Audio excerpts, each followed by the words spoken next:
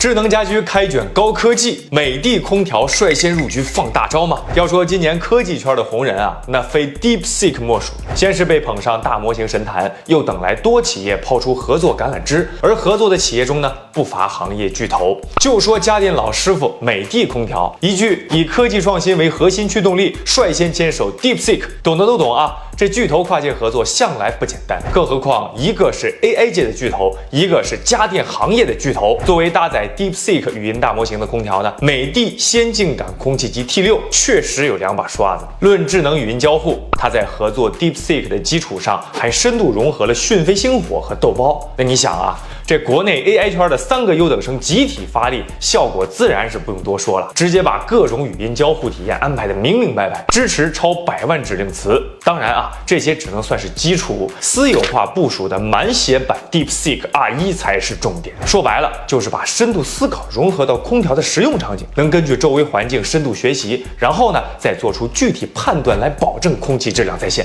玩的就是懂你所需。如今美的空调已经靠先进感空气机 T6在智能家居行业抢先一步。等3月3日，美的先进感空气机 T6全球首发后 ，AI 空调大概率要成各家内卷的新赛道，压力全给到同赛道的友商啊。不过话又说回来了，这有巨头带头卷科技，最后受益的不还是我们消费者吗？像美的先进感空气机 T6的读心术一出手，我们各种体验跟着升级不说，智能家居行业的发展也更上一层楼啊。